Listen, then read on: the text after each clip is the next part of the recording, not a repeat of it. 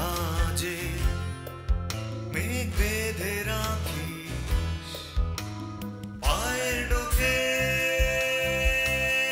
আটকে রাখিস মহাকাশ।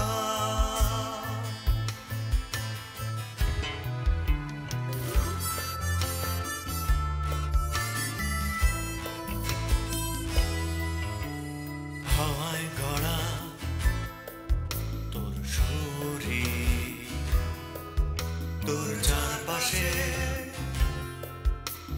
ধুলো দেয়াল, বুকের জানালা খুলে দিলে অন্ধকার, ঢুকে পড়ে রাত্রি ঘুম পোকা হাহাকার। পাথর চোখ তবু স্বপ্নে মাখামাখি তোর করতাম, আমি স্বপ্ন প্রেতাত্মা তোর খুব কাছে একলা একা।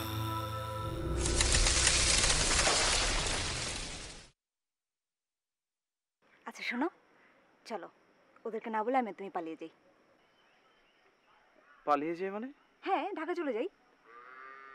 শিওর? আপনি চিন্তা করেন না ভাবি, আমি হাসান ভাইয়ের উপর সব সময় নজর রাখবো, তার টাইম টু টাইম আপনারা আমি সব ইনফরমেশন দিব। এটা তো মারাত্মক চিন্তার কথা বাবু।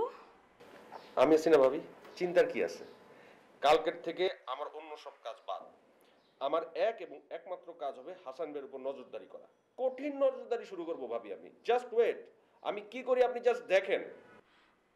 তাই করো বাবু, তুমি আছো বলেই একটু ভরসা পাচ্ছি।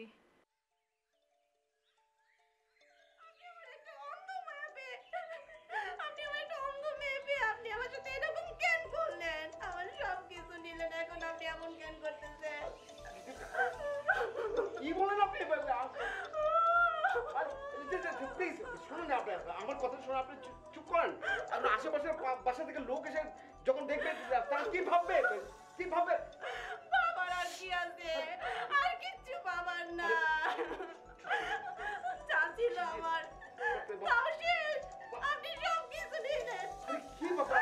10 লাখ টাকা লোক দেখায় আপনি আমার কি করলেন? তার চেয়ে আমার অন্য টাকায় ভালো ছিল।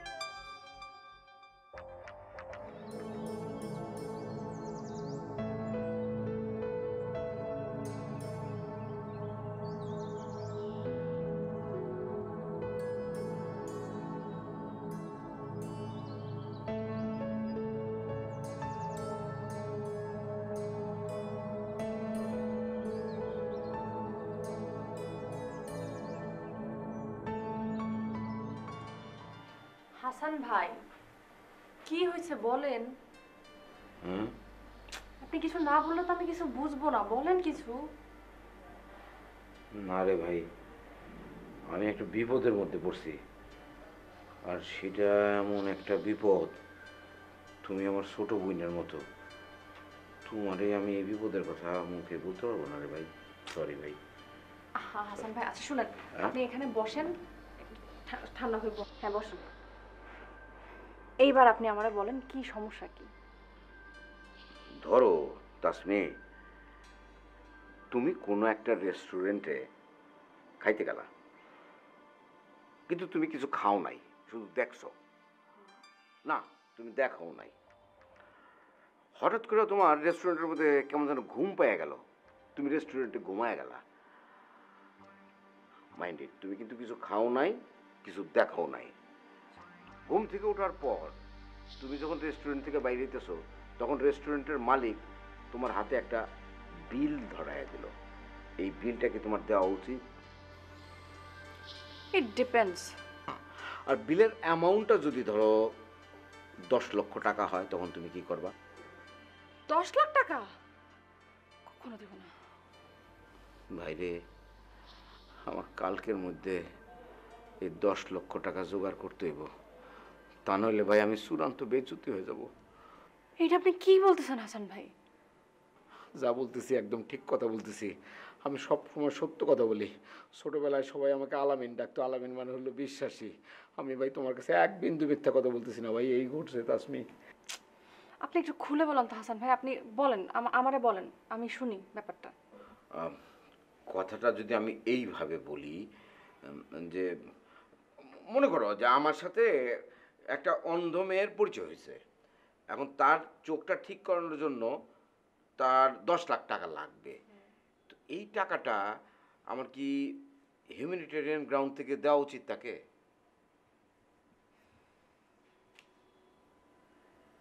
আপনার কাছে যদি এক্সট্রা 10 লাখ টাকা থেকে থাকে তাহলে দেওয়া উচিত, অবশ্যই দেওয়া উচিত। না, টাকা পয়সার তো আল্লাহর রহমতে কোনো অভাব নাই আমার। ঢাকা শহরে আমার 2টা বাড়ি আছে। গ্রামে তোমার 2 চোখ যেই দিকে যায়, যত দূর 2 চোখ যায় পুরাটাই আমাদের জমি। টাকা কোনো ফ্যাক্টর না। কিন্তু মেয়েটা আমার কাছ থেকে মানে কোনো রকম দয়া চাচ্ছে না, সাহায্য চাচ্ছে না, ইভেন ধার চাচ্ছে না। আমাকে মোটামুটি একটা বাটের মধ্যে ফালাইয়া আমার কাছ থেকে 10 লাখ টাকা ব্ল্যাকমেল করতেছে। তাহলে কি করব আমি? মানে কি, মানে হাসান ভাই আপনি একটু আমাকে খুলে বলবেন? আপনি যদি খুলে না বলেন আমি তো ব্যাপারটা বুঝতেছি না। ভাই তাসমি, তুমি আমার মাফ করে দাও। এর চাইতে খুলে বলা আমার পক্ষে সম্ভব না তোমার কাছে। না, আমি নিজেই যখন ভাবতেছি তখনই নিজের কাছে নিজের আশ্চর্য লাগতেছে। আমি কি কইরা ওই মহিলার বাসায় ঘুমাইলাম? ছি ছি ছি হাসান ভাই, এটা আপনি কি বললেন? এটা কি করলেন? মানে একটা অন্ধ মেয়ে চিকিৎসা করাবেন এই সুযোগে আপনি তার সাথে ঘুমাইলেন? ছি ছি হাসান ভাই, আমার তো প্লিজ তাসমি, তুমি শোনো আমার কথাটা শোনো। খোদার কসম লাগে তোমার, ঘটনাটা ঠিক এরকম না। শোনো, আমি একটা ব্ল্যাকমেলের শিকার। Believe me Tasmi. আপনি একটা জঘন্য লোক হাসান ভাই। আমি যে আপনার বাসায় আছি এটা চিন্তা করতেই তো আমার ঘৃণা লাগতেছে। তাসমি,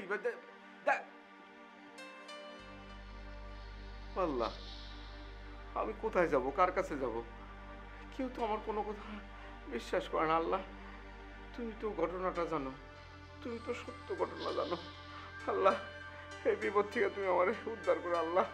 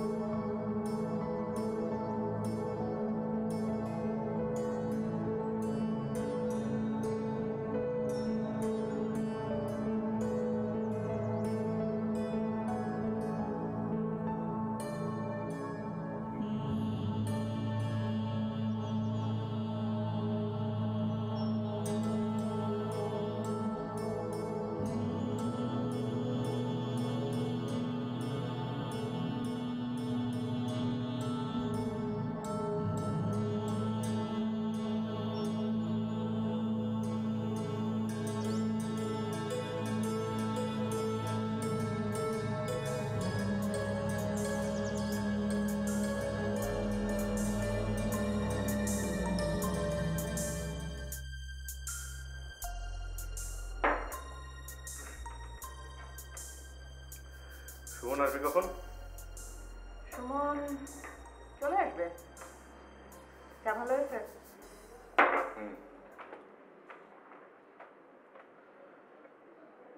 তোমাদের সব ঠিকঠাক?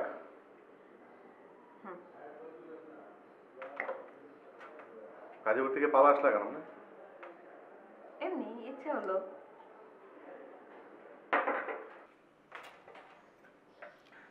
সুখে আছো না? এই সুখ যে এনেছে তাকে দেবো আমি মৃত্যুদণ্ড।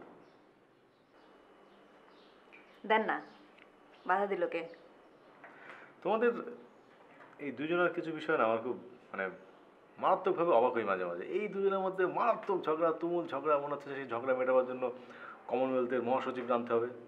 আবার এই মিল, কি মিল!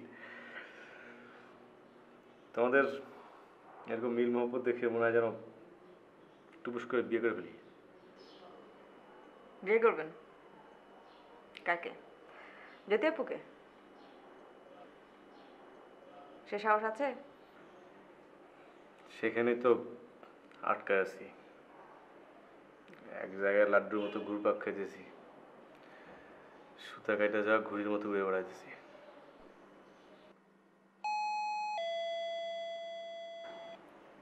সুমন আসছে মনে হয় না?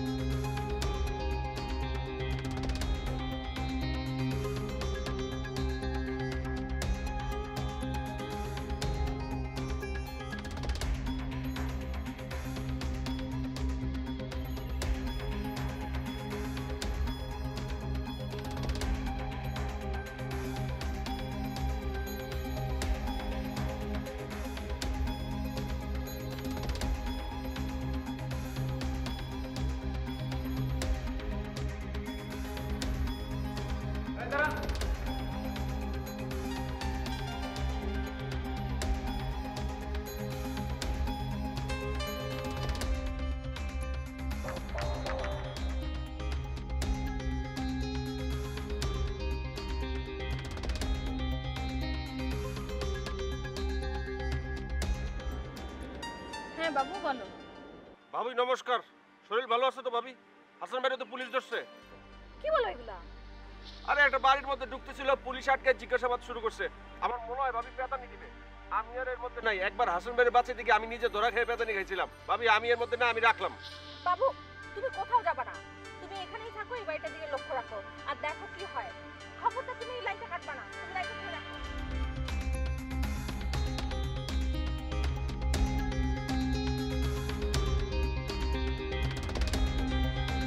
কোন ফ্ল্যাটে আসছেন?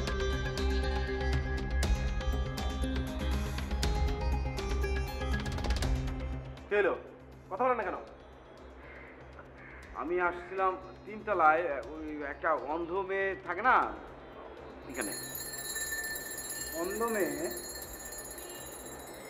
হ্যাঁ, অন্ধ মেয়ে।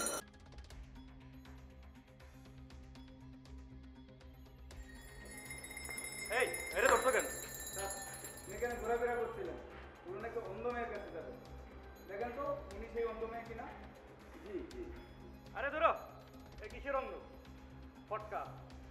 আরে আবাসিক এলাকায় বাসা ভাড়া নিয়ে থাকে, তারপর বিভিন্ন ওসিলায় এই পুরুষ মানুষ বাসাটায় কেন না টাকা খায়। জি? আপনি এরা চিনেন কেমনে? আপনি আর কাস্টমার নাকি? দেখি ভাই, ছাড়ুন তো। মানে ব্যাপার হয়েছে কি, মানে আসলে আমি বোধহয় ভুল করে অন্য ঠিকানায় চলে এসেছি। আচ্ছা ভাই, থ্যাংক ইউ, আসি। এই দাঁড়ান দাঁড়ান।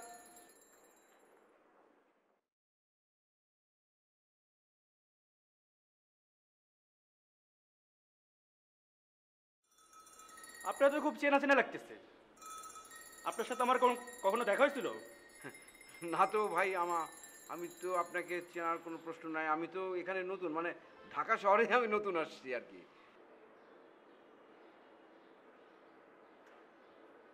আসি ভাই। Wait wait. আরে আপনি তো চিনতে পারছি। আপনি এর আগেও 2বার নারী কেলেঙ্কারির কেসে আমার হাজতে দিন কাটাইছিলেন। শেষবার তো ভালো পেদানি দিছিলাম, আপনার তো লোক সুবিধার না, আবারও এই ব্যবসায় ঢুকছেন। আরে কি হ্যাঁ না না ঠিক আছে, আমার বিরুদ্ধে দুটো কেস হয়েছিল, ঠিক আছে, কিন্তু আপনি আমাকে ধরেছিলেন কি আমার ঠিক মনে পড়ছে না এই মুহূর্তে। তবে আমার বিরুদ্ধে যে কেসগুলো ছিল ওটা তো ফলস, ফেক কেস। একদম চুপ, একদম কানের নিচে একটা দেবো। ফলস না, কোনটা ফলস আর কোনটা আসল তোমার বুঝাইতেছি জানতো। পুরা কেস আমার কাছে পরিষ্কার। এই মেয়ে হইলো এখানে দেহ ব্যবসা করে, আর এই শালা হইলো গিয়া দালাল। এই, arrest him। ধরো। কি বলেন আপনি? আমি চিনি না ওরা। চুপ চুপ, একদম চুপ, কোনো কথা না, চুপ। স্যার বাইরের কাছে সন্দেহজনকভাবে ঘোরাফেরা করছে, ওকে ধরবো স্যার? তা দিয়ে দাও, যাও যাও যাও। ভাবি, হাসান মেরে তো ধরতে ধরতে আমারও মনে ধরতে আসতেছে। ভাবি, চার বাঁচানো ফরজ, আমি গেলাম।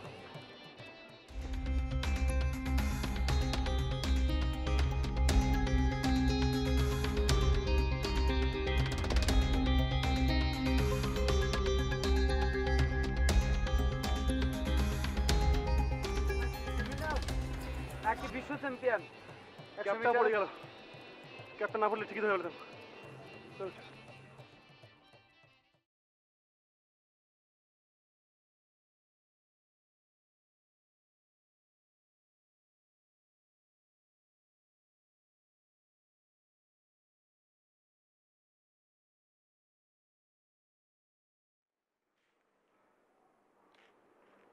এই এটা ধরিস না, দিবে মাইন্ড করবো, রাখ না বেটা।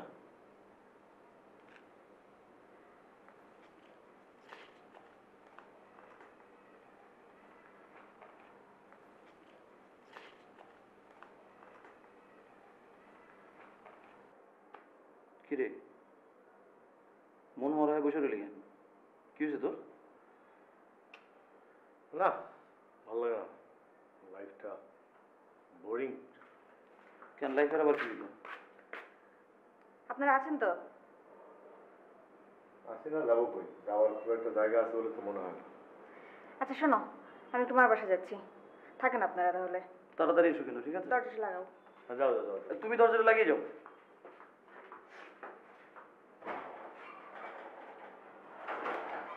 ভালো হয়েছে তো, বউ গেছে না, এখন মন খুলে ফুর্তি করে মাল খাওয়া যাবে ঘরে বসে। দোস্ত প্লিজ এটা বাইর করিস না, বন্ধ রাখ প্লিজ। কেন? আর বেটা এমনি অনেক ক্যাচেলের মধ্যে আছি, আমার তুই মাফ কর। দীপা যদি বাই চান্স টের পায় যে আমি মদ খাইছি, আমার জুতা পিটা করবো। বাবু কয় না তোর মাথায় ভুসিমাল? বেটা তোর মাথায় ভুসিমালও নাই, তোর বেটা মাথায় কোনো বুদ্ধি শুদ্ধি নাই। দীপা কই গেল? মার বাসায়। হ্যাঁ, তা মার বাসায় গেল, তা মার বাসায় কি রাতে খাবার না খেয়ে ফেরত আসবে সে? না গেছে যেহেতু খেয়ে দেয় তো ফিরবো। হ্যাঁ, তা খায় আসতে কয়টা বাজবে আনুমানিক? 11টা তো বাঁচতে পারে। হ্যাঁ, তা 11টা। তোর কি ধারণা 11টা পর্যন্ত এই বোতল থাকবে? বেটা তুই যদি নাও খাস তাও তো আমি উড়াই দেবো এটা একলাই। প্লিজ দোস্ত এই ঝামেলার মধ্যে আমার ফালাইস না। ও যদি মদের গন্ধ টের পায় তাহলে কিন্তু আমার আর রক্ষা নাই। তুই তখন আমার কিন্তু বাঁচাইতে আসবি না। ও কিন্তু মদের গন্ধ ঠিকই চেনে। সেই ব্যবস্থা আছে, এই দেখ দেখ দেখ।